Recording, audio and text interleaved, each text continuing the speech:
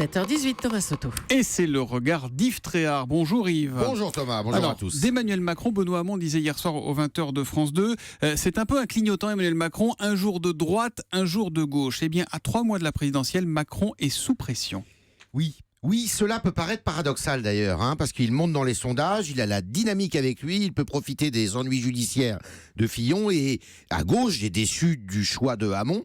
Et pourtant, le plus dur commence pour lui. On dit qu'il a un boulevard, mais c'est un boulevard parsemé de chicanes et bordé de ravins.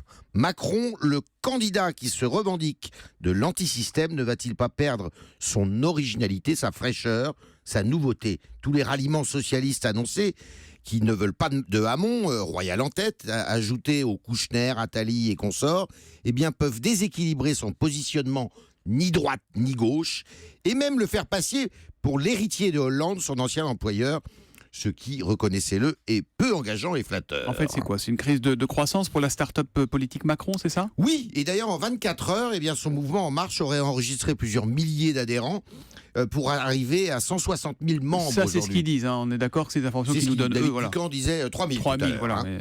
Bon, c'est ce qu'ils disent, évidemment. Mais c'est surtout sa croissance dans les sondages qui fait désormais de lui l'homme à abattre par ses adversaires, preuve qu'il le redoute. Mais ça lui interdit tout faux pas et il est sous surveillance. Marine Le Pen, Fillon et leurs troupes respectives le dézinguent et dénoncent la platitude de ses discours. Le candidat sans programme, le candidat attrape tout. Thomas, l'heure de vérité va approcher pour Macron. Fin février, d'après mes sources, eh bien, il doit dévoiler son projet. Il va donc s'exposer davantage aux critiques.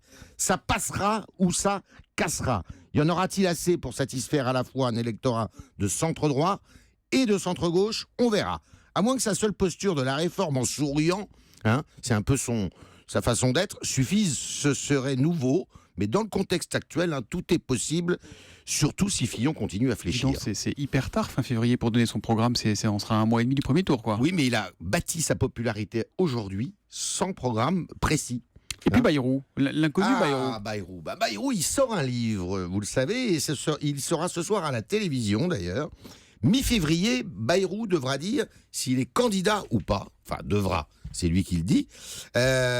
S'il soutient Macron, eh bien, est-ce un avantage pour Macron vis-à-vis de l'électorat du centre? Sans doute, mais pas de l'électorat de droite. Je vais vous faire mettre un nom dans une enveloppe qu'on va cacheter. Vous allez mettre le nom du vainqueur de l'élection présidentielle. Vous jouez avec nous et on l'ouvrira le lendemain du second tour. Ah bah oui. Allez, on le fait ce faire matin. Merci beaucoup. Merci Yves Tréhard. Merci.